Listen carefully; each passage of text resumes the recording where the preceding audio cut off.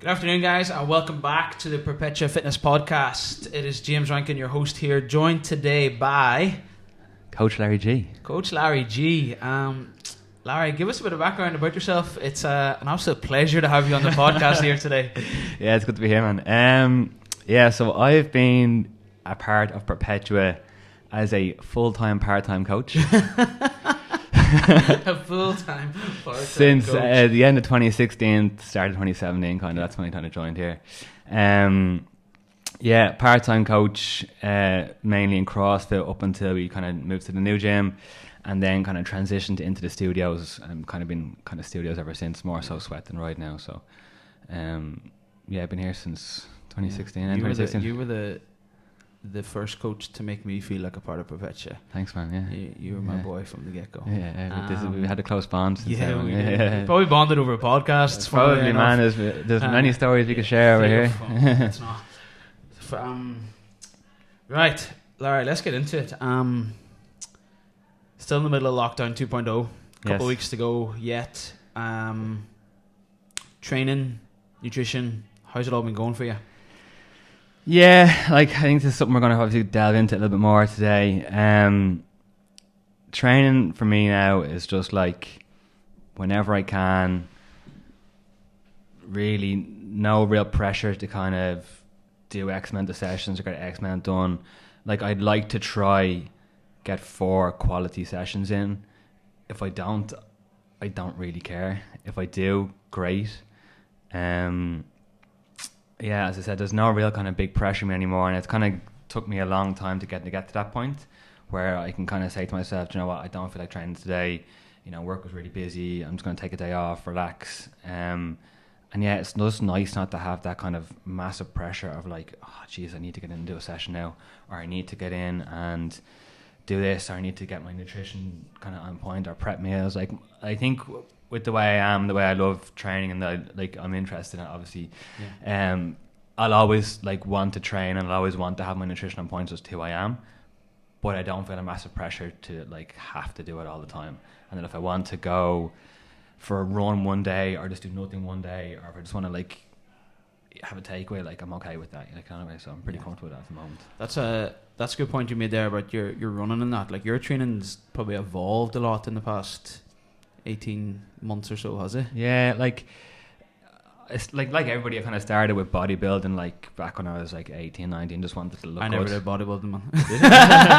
Look at me. Yeah, for me, man, it was just I just want to look good naked. Yeah. That was and I think that's the reason most people want to train. Yeah, I just wanted to look good, and we chatted kind of about it earlier. When we kind of started training, it was the rise of social media, or it was kind of joined at the same time where social media was at your fingertips. It was on your phone. You could access Instagram wasn't really, it was only kind of coming in.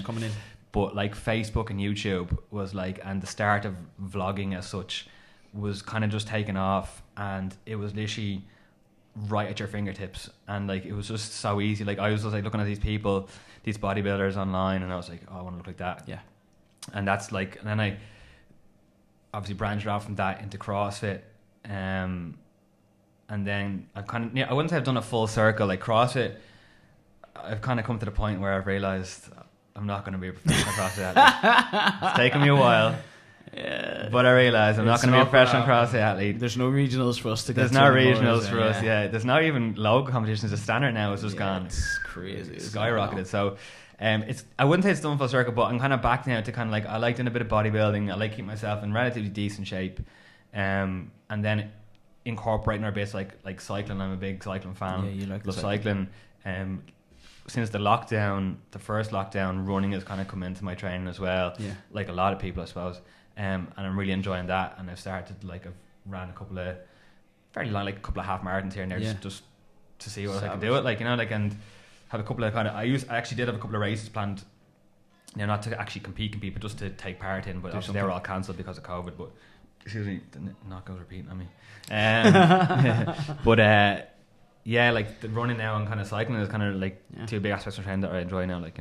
I suppose a lot of that's probably for you want to stay fit and you want to stay healthy, but that a lot of that comes back to your mental state. You want to feel good, not just look good in the mirror and you want to... Yeah, I think CrossFit, when I first started CrossFit, it was around the 2014, 2015 mark.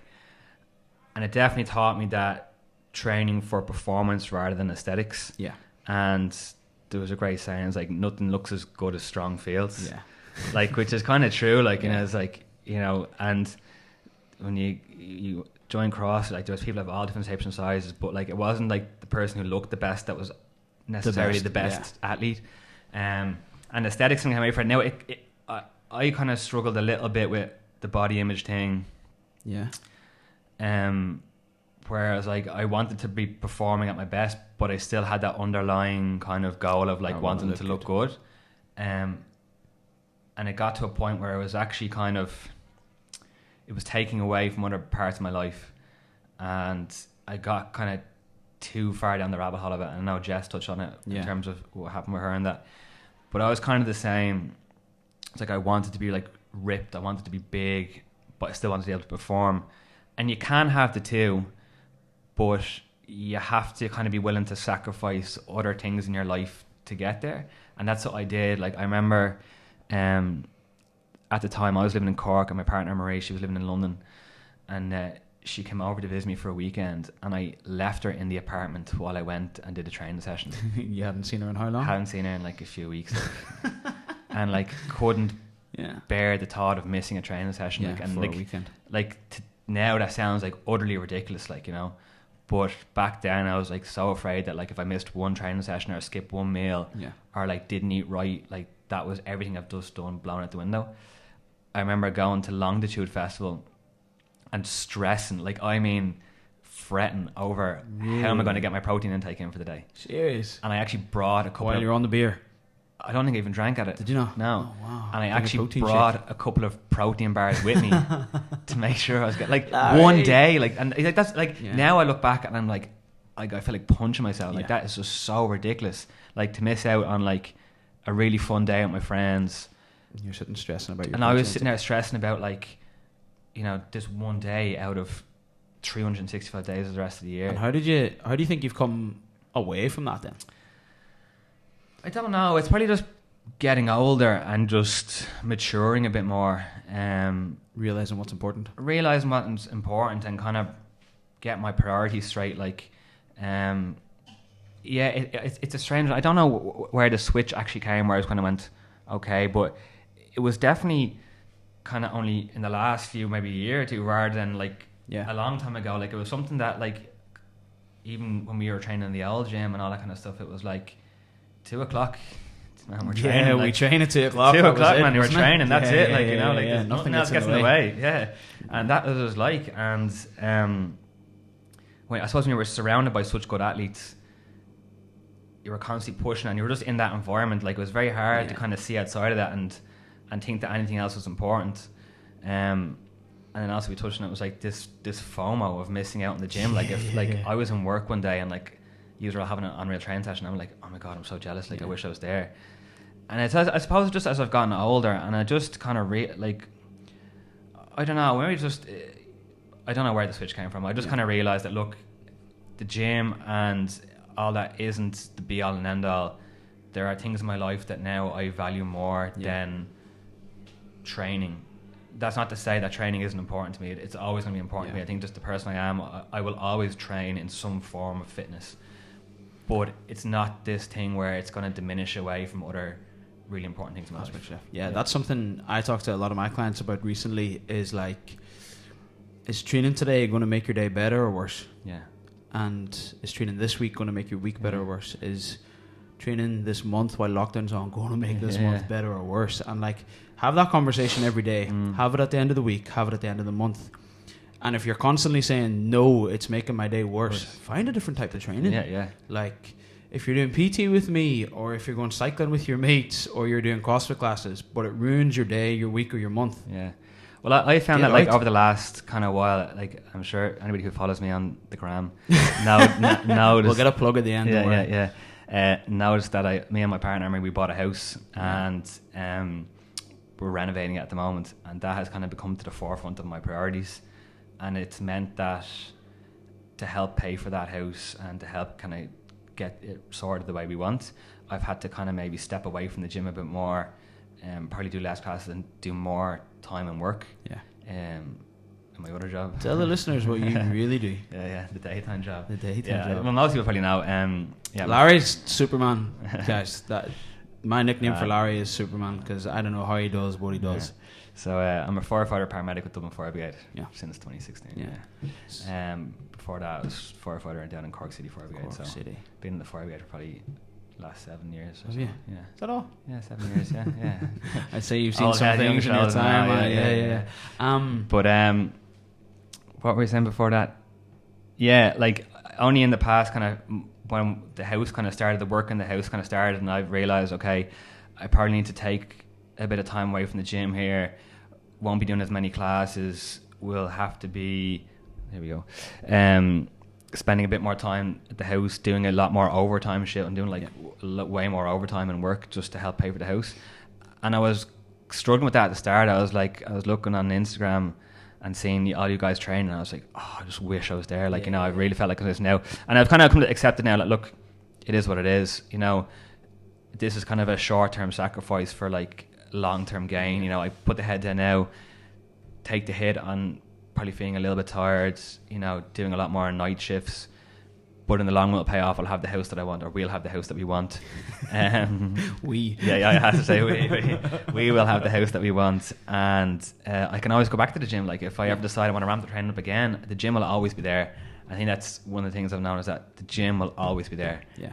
No matter what, I can always go back to it at some Except stage. for lockdown, it's not here during lockdown. It's not here during lockdown, yeah, for some people. That's something I kind of wanted to touch on whenever we decided we were going to sit down and talk here today, Lar, was like, with your job, you work shifts. Yeah. And like, I've seen you come in here having trained with us at 2 o'clock, whenever that's what we used to do. Yeah. Go to work at 6, finish at 9. Yeah. And then 9 come the back next morning, by the way, not 3 hours later. Yeah. From 6 p.m. till 9 a.m. he was working on the streets of Dublin, and then coming into the gym to train with us again. Yeah.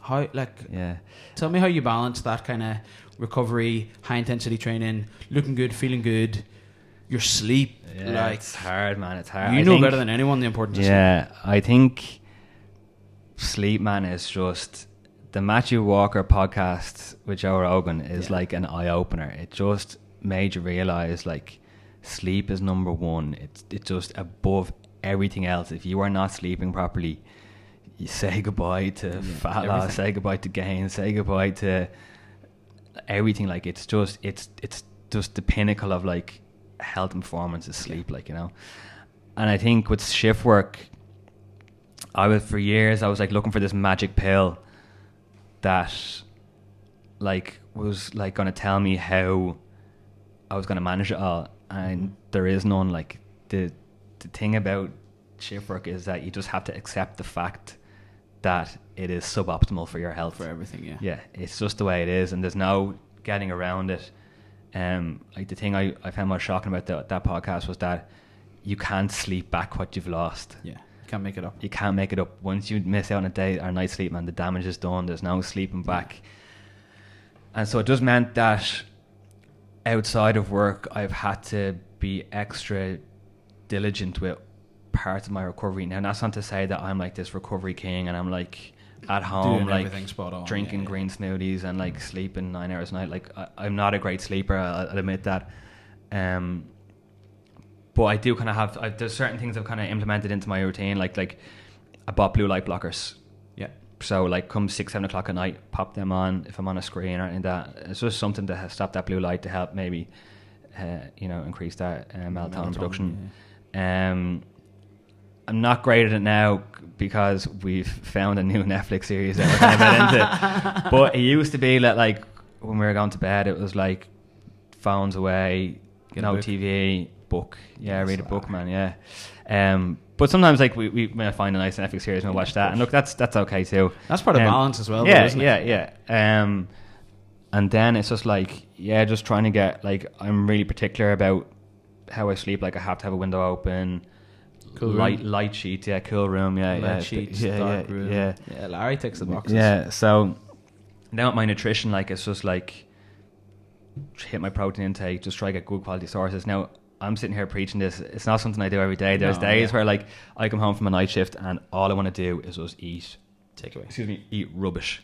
Like, and it's just, and I think for me, what I found help was like, okay, I'm going on a night shift. What I'll do is I'll make a smoothie for like protein, fruit, oats, whatever it is, so that when I come home in the morning, I don't even have to think about food. It's made, it's there.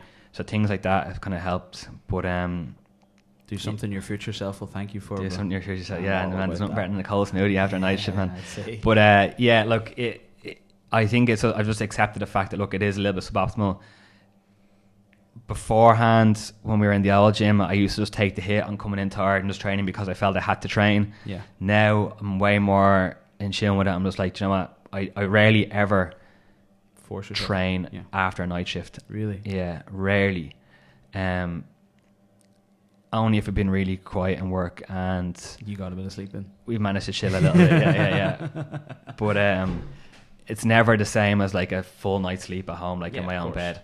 But yeah, I've kind of generally now what I do most days after a night shift is I go on a big long walk. Yeah. Yeah. I think it's the lockdown, man, has opened my eyes to this kind of thing. I think we'll touch on that now in a minute, but man, just pop a podcast in and just go walking for an hour. Like it's just, and where am I? I'm out in Clondalkin. Like I think lockdown has made us all realise what we actually have on our doorstep. It's great. Yeah, and we just had this conversation out the front there, didn't we? Yeah, like literally on my doorstep in Clondalkin, we've got Corca Park, which is a big, beautiful park. Like, and like I just never used it before lockdown, and now I'm like up there like every day. Up there, you never had to, did you? I never had to, and I just never walking. You know, like what good does that feel like? You know, exactly. And now, like I really like, man, just clear the headspace, get my steps in. That's one thing I've kind of implemented as well, is like daily or 10,000 minimum every day, at least 10,000 minimum. And yeah, man, just getting out into the fresh air. Don't care if it's raining, you can just put on a jacket. Put on a coat. Yeah, man, this thing of like, oh, it's too wet outside. It's a bit of water, you'll be fine. Walk. You're going back home again anyway. It's not like you're going to the office. Yeah, exactly. Yeah, man. And just pop a podcast in and just go for a good walk, and that seriously clears the head, and it helps put me back into kind of a better routine of sleep once I'm finished kind of set nights. Like, And how have you found then? So you said there that you've gone from night shift, you'll go and train, you'll train hard, you'll train with the lads or whatever, and now you maybe don't do that as often. And you probably don't train that type of training as much anymore in general. Like you probably don't squat as heavy as frequently, clean, snatch, like any of that stuff. So then how have you found, because everyone cares about this at the end of the day, like how have you found your physique change during so that? Like things I've done like is that like I had shoulder surgery 3 years ago. I'm still hanging on to that injury, by the way. It's the reason why I can't snatch, because I had shoulder surgery 3 years ago. PTSD from snatching, that's why. But like I just kind of realized, look, I don't need to be snatching anymore. It's not a movement that I'm probably ever gonna. There's tons of other safer movements that I can use to develop whatever hip extension. Dumbbell. Yeah. Kettlebell. You know. So I don't need to be doing that anymore. Am I squatting as heavy as I used to be? No. Am I as fit?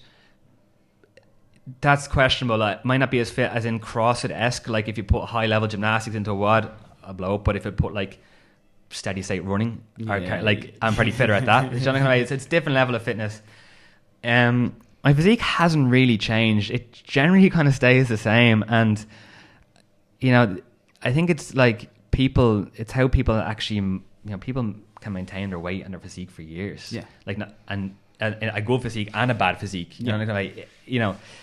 I've just try hit the basics every day, man. It's just like try do some more resistance training each week.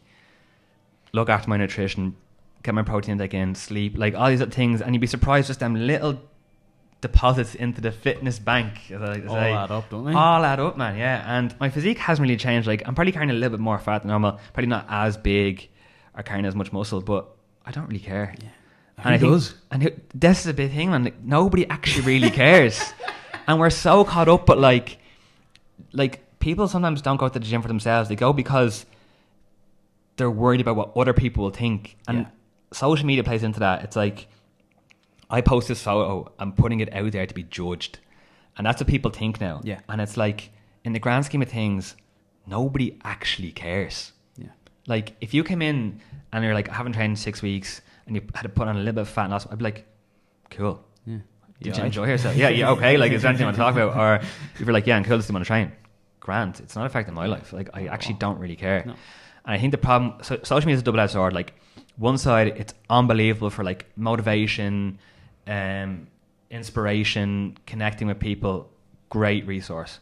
On the other hand, though, it's just like, you like, as soon as you're finished a session and you feel good about yourself, you just go online and you look at 20 other people who are in better shape, better nick, lifting heavier, and you're going like, and it's just like, and it's like, I think as I've got older, I've definitely found myself not comparing myself to people on social media. And the great thing about social media and the great thing about being an adult is that you literally don't have to do things you don't want to do. Do you know what I mean? Like, it's like, if you don't want to look at that stuff on social media, unfollow people, like, and stop comparing yourself to other people on social media.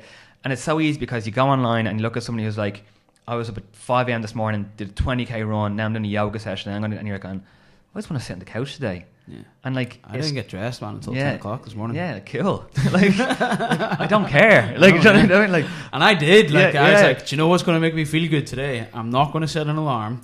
I'm going to make a coffee when I get up. I'm going to write some notes about the podcast I'm going to do with Lar. Yeah. And I'm going to get ready when I'm ready to get ready. Yeah. Like, because I don't have anywhere else to be today. Like, this is on my to-do list. It says today, podcast. Yeah. And then there's a couple of other things to do from that. Yeah, I was the same, man. Like, I was like, I'm going to get up early now, and I had a couple of things to like go collect for the house and all that. I'll get up early and get them done. And I woke up and I was like, I don't have to be up early to get them. I'm going to lie in bed now for another half an hour before I get up. Unless you have a ton of stuff to do, like that 5 a.m. alarm is more detrimental than beneficial. Yeah. Like, unless you are the type of person who goes to bed at 8 p.m., in which case there's probably a mismatched balance in maybe your social life. Yeah. Like, why do you need to get up at that time? Why do you need to get up at that time? Yeah. And I think it's just one of them things that's just like, we're so caught up in like displaying this to the world of like, look how, like, oh, I really want to like show everybody that I was up at this. And it's like, nobody actually really cares. I know that sounds so like, I'm not slating people for putting things on social media. I'm not like, you know, everybody can do whatever they want. I like, as it comes back to, I don't care. But do it because you want to do it, not because... And then the other side of it is that don't be comparing yourself to somebody because you didn't do that today. Yeah. And you're not... What you do on a daily basis, like with your training and all that, doesn't define who you are as a person. Yeah. And just because you don't want to get up at 5 a.m. and go for a run doesn't mean that you're anyone less than this person who did that. And if you are a person that does that, great. Like, if that's what you want to do, fine. But I really got caught up in that. It was like... The hustler mentality. No, not the hustler mentality. I really got caught up in like comparing myself to people on social media of like, you know, I hit a heavy clean today and I was like going to post a video and I was like, oh, but like, it's actually not really heavy compared to these people. Yeah, McGregor. Well, nothing to yeah. But don't I was like, all right, I cleaned whatever, you know, and then it's like, oh, but like, that's not actually not that heavy in general, like in grand scheme of things. So it's not, I don't think I'll put it up because like people probably laugh at me. It's like, put it up if you want to put it up. Yeah. And like, I've definitely, like, a thing I've done now with social media is like, I put a limit on my social media. Yeah, I did that this week. Yeah, 30 minutes, man. That's it. Really? Yeah. Wow. And you'd actually be surprised how long 30 minutes is if you're not endlessly scrolling at rubbish. That's great. Yeah, man. Like, if you're like, and the great thing about Instagram now is that it bumps all your kind of like, the people you look at most to the top of your... you can see them quick. So generally you pop on, see the top 2 or 3 posts and go, oh, cool. And then you can close it down. That's all I want to see today. Yeah. Like, and you'd be surprised at like how many people you follow that you don't actually add. And it's something I need to probably do is like go show my follower, who I'm following and kind of say, are they actually adding any value to what I'm looking at? And because I've often just been nights in work where like it might be a bit quiet and I just find myself just endlessly scrolling. And it's like, it's so hard to pull yourself away from it. And like, even whenever you clock it. Yeah, even when you know, it's like, and like, I'm sure everybody does this, like, you know, you drive to wherever there's the shops, do your shopping, and then you drive home, and then you like, you sit in your car for like 10 minutes, and you're like, what am I doing? Like, the shopping's like in the back of the car. It's getting warm. Yeah, it's getting warm. The ice cream's going warm. Like, what am I doing? Like it's just, it's just one of them things. Like, I think that's a big one though. That go through who you're following. I do that. I do that on a weekly basis now. And it's funny because there's a direct correlation between the number of people I unfollow and who also unfollows me. That's a bit weird, yeah. Which just goes to show that some people only follow you because they follow you back. Yeah. Or you follow them back. Like for like, follow for follow.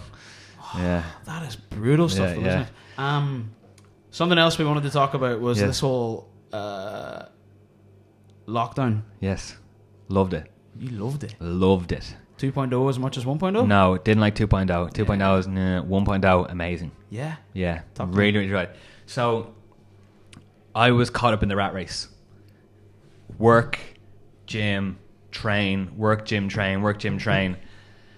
And that was fine when I was living in town. Yeah. About a 7-minute cycle from here. Perfect. Didn't have any issues because I could come in, coach in the morning, go home, chill out for the afternoon, have my lunch, do this, come back in, train, go to work, whatever. And it was like my circle that I was in of, like, I was working in Tower Street Station at the time. So everything was within that, like, kind of like 2k radius. So it was fine, like, you know. Excuse me. I've moved back out to Clondalkin, where I'm originally from, where I bought my house, and I'm living there now. And the commute in is like 35 minutes maybe. Yeah. But it's not worth like coming in to coach and then go home and then come back in, like, you know, if I'm in, I'm in. Could. Yeah.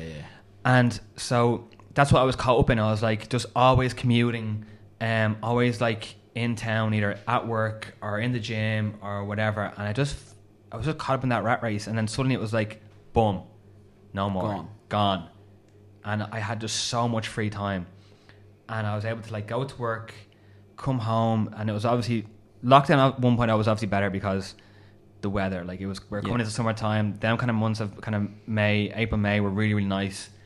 And it was just like, I could get up in the morning, not set an alarm, get up naturally, wake up naturally, go on a nice big long walk, go on a run, had no pressure to train. I don't think I came in here once throughout lockdown 1.0. No, I don't think I did. I trained at home.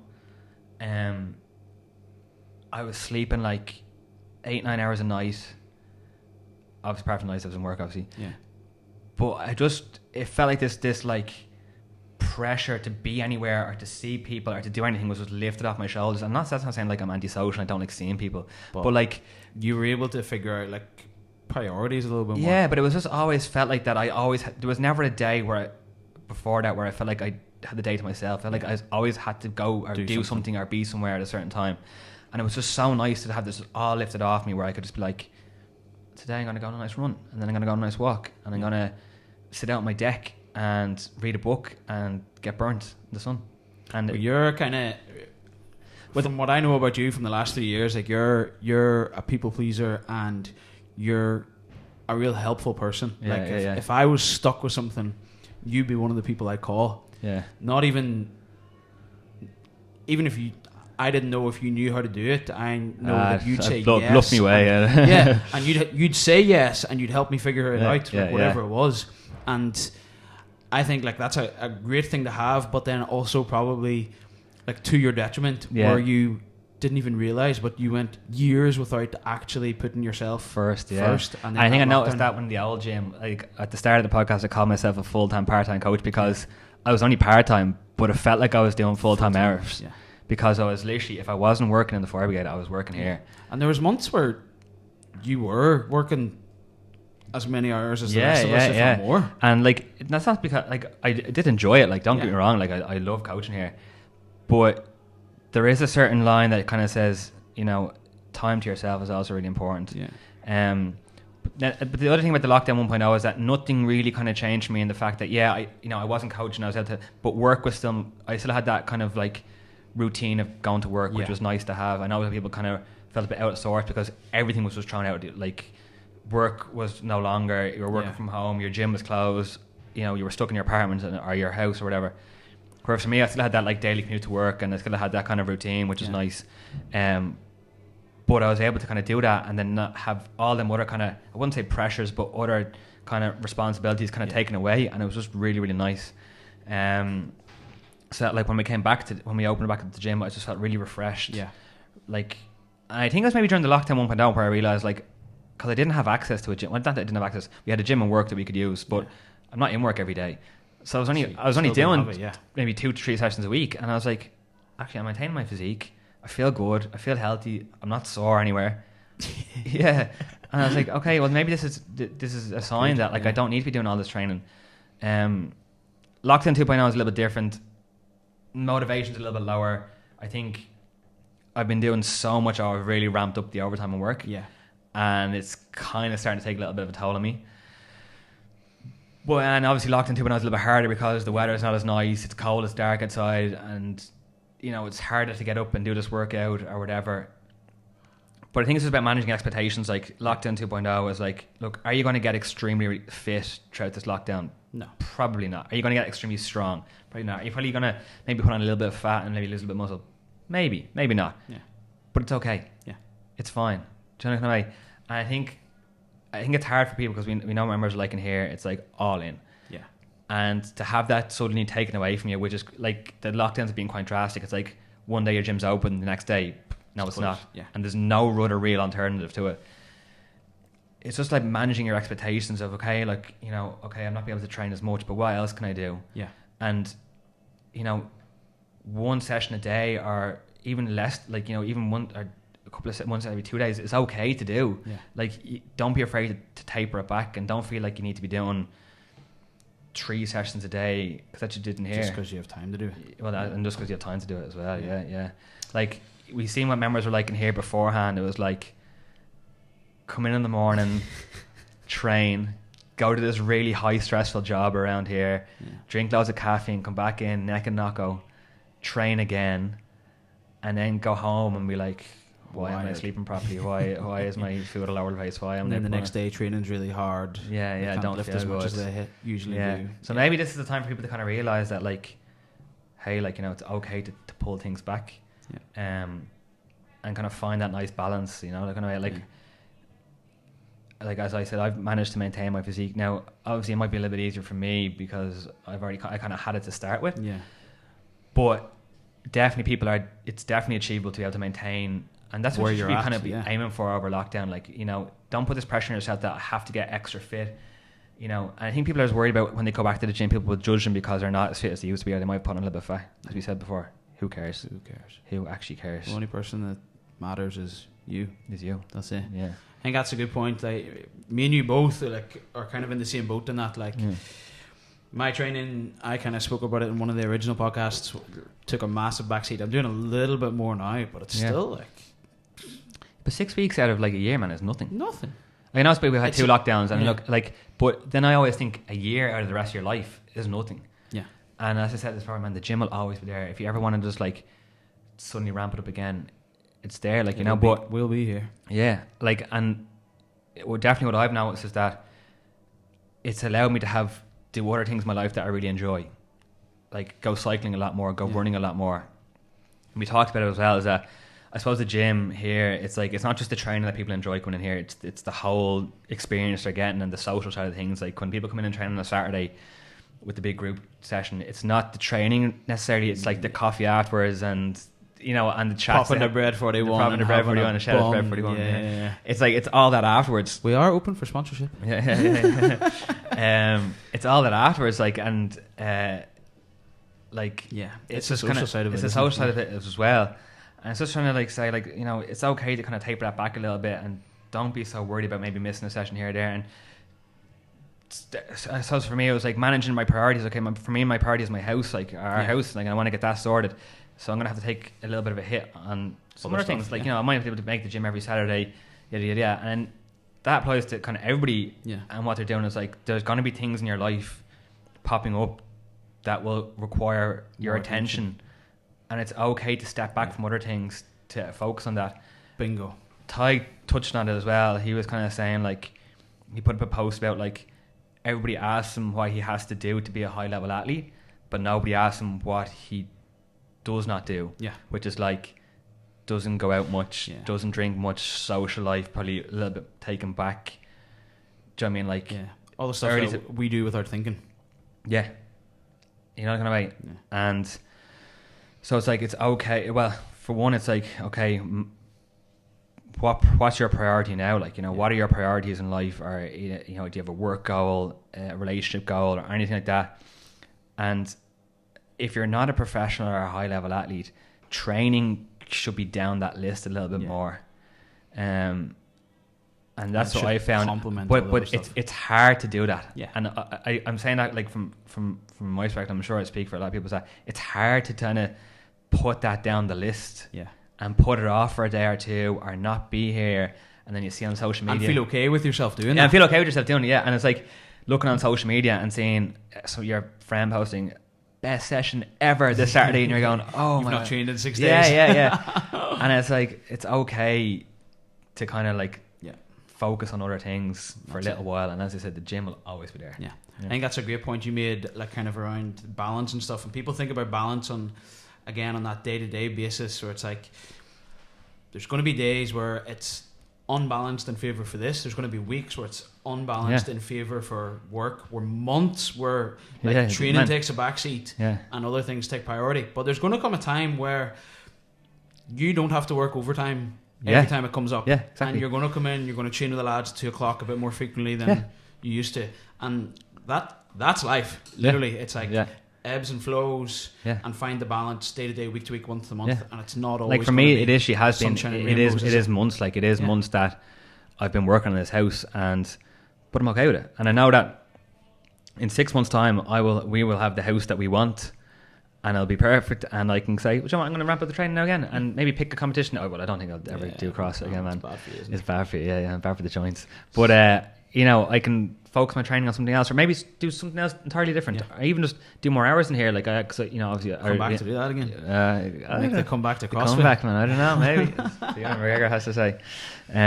Larry G, that was great. I got a lot from that. Yeah, I've kind of circled the thing here. I think this is what we're going to name the podcast. It's just manage expectations. Manage expectations. I think that is deadly. Yeah, we kind of waffled on a bit, but I think we got the main points in. I think that's a PB podcast. How long? 37 minutes. Wow, man. McGregor's going to have a fit. Time flies when you're having fun, doesn't it? No, man, thanks for having me on. I'm glad we got to. It's an absolute pleasure. By the time we actually did something like this, we spoke about this for we years. do it all. We do it all the time over coffee, but like it's just nice to. See if anyone actually pays attention now. Yeah. Larry G, thank you very much. Your social medias. Where can we find you? I'm actually quite undercover now. I've gone private on the social media. You can request to follow Larry. There's no point. I actually don't know my Instagram handle. Sorry. If you look up Lawrence Ging. No, I have it here, huh? At Lawrence92. At Lawrence92. There you go. Yeah. And he'll not accept your follow request. I'll leave you hanging for 4 or 5 days. But yeah, there's not really much on there, to be honest. So, but if you want to follow me, far away. See Larry's house. Yeah. House updates. That's all you'll be getting. House updates. Larry G, thanks a mil. Thank you, bud. Good chats, guys. As always, if you enjoyed it, please like, share, tell your friends, and we'll see you in a week or so. Hopefully, the gyms will be back open start of December. Bye bye. See you then.